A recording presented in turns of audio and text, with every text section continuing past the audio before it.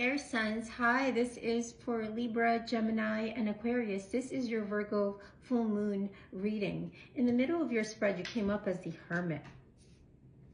So in reverse. So there's could be a little bit of isolation period, feeling a little lonely and wanting to go within.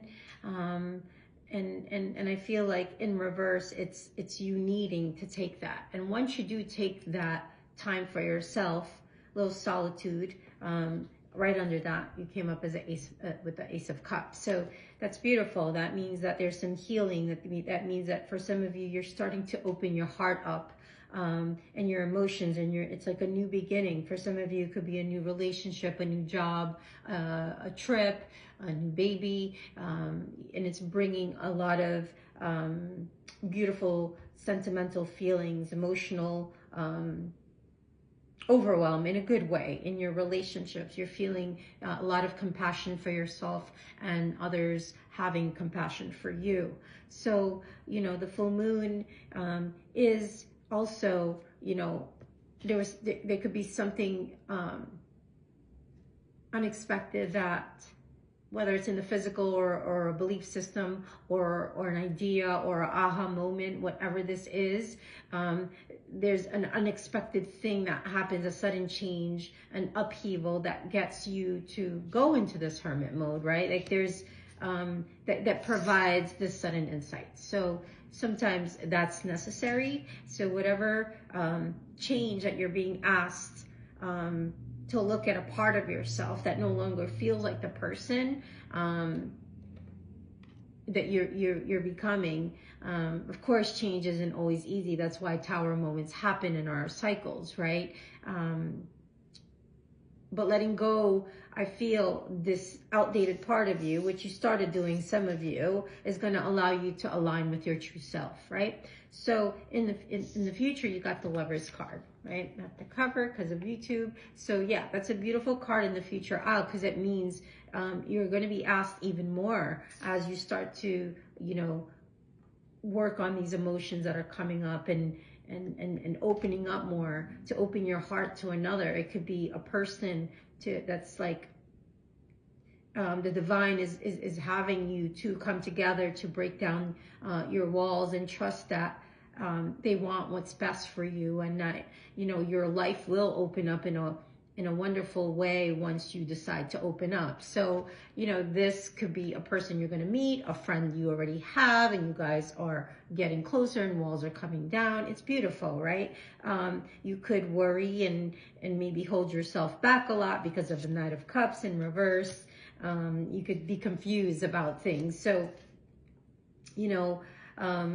but just the fact that, like, when you give of yourself, and and open up your heart, that's one of the best feelings you could ever experience, is giving and receiving, right?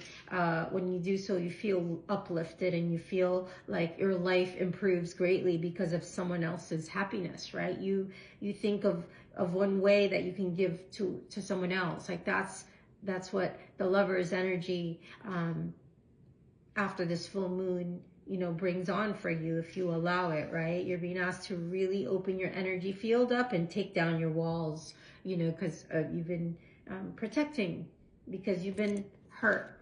You've been through a lot, you've lost a lot. There's a lot of sorrow in the past, and that's starting to shift for you. And sometimes without even realizing it, we block ourselves from the flow of life, and it's safe, okay? It's safe to open yourself up again, is what I'm hearing.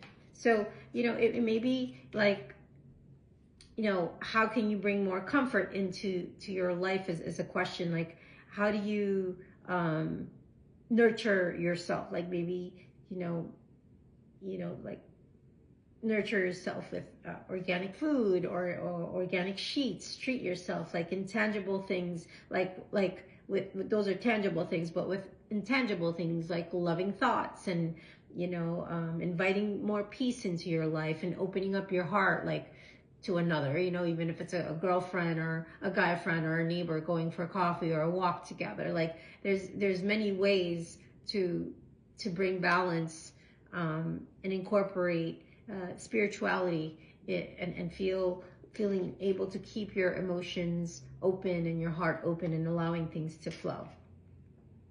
So I'm going to pull you an astrology advice card, and maybe from 2 other decks. I'll pull them all first.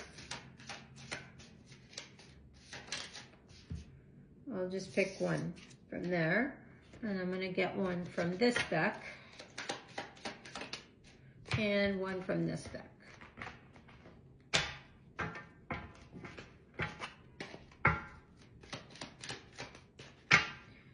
Okay, so if it's a passion project or a collaboration that you have going on with someone, air signs, I feel like it's going to be fully supported. You got the card of support here, and just make sure the balance, keep the balance, that you're not always the one supporting, and you make sure you learn to receive as well, because whatever this idea or project or connection or friendship or relationship forming and getting closer, especially towards June, it's fully supported by the divine. There's a higher, only the creator knows why it's bringing you two together. And there's a healthy, competitive nature to it, because you've got the competition card. And what I get from this is, it's good to have a little healthy competition in a connection, because it allows both parties to improve on an individual level, and it keeps it motivated, right? It keeps the flow of personal growth and the interaction between two people going. It's a good flow. Then the astrology card you got was house of the 3rd house, which is the home of Gemini, that's ruled by Mercury. And this is a space where that reflects your rational mind, right? Gemini, clarifying the Gemini card. So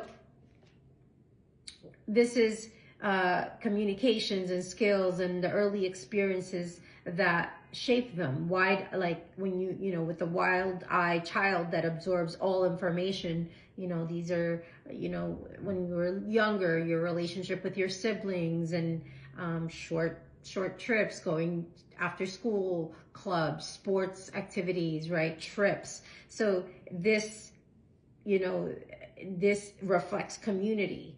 And that's why, your walls do have to come down, because whatever this is, it's going to require, you to open, to really bring down your walls. And so the 3rd house is where it's shaping, when at a young age, verbal, physical communication.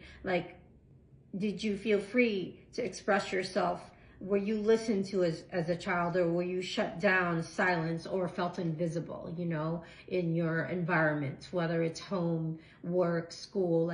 Think about those things, because, your voice matters, So someone may be a natural extrovert, speaking freely in front of many, while another may be more introverted, preferring one-on-one conversations. I like a little bit of both. Right? But mostly I do enjoy one-on-one conversations and intimate settings. That's just what my preference. But I can do smaller groups, intimate groups, and if I have to do a large group, I just wipe my sweat from my forehead a little bit. So this is how you express yourself without inhibition, and get to know your voice and let it be heard. Right? It's okay to land on deaf ears, to disappoint, disarm, and cause disillusion for people, but it's basically just you speaking your truth. And that's why I said the creator knows the higher purpose of this connection, of this project, of this dream. You just have to trust it and learn to speak it and be comfortable in your own skin doing this, right? Because it's part of your healing process. Your healing, when your mind, body, and soul are in a period of deep healing, you're getting through a lot of transformations all at once. You're being asked to receive this healing with open arms, which you are, with the full moon in Virgo coming up, with the Ace of Cups, and it's going to open your heart and call in love. And when I say love, it's not just romantic love. Love, there's so many forms of love, and romantic love is really not the highest form of love, as we all know. It's the most short-lived. But you can romanticize your life, and if this is not anyone coming in specific for you, this is you starting to do that, romanticizing your life, and kind of the eat, pray, love, journeys, and starting to balance your yin and yang energy, your masculine, your feminine, and courting yourself, allowing the divine to court you and show you love in a different way, in a different lens. And it's going to bring forth a divine counterpart for you, for some of you.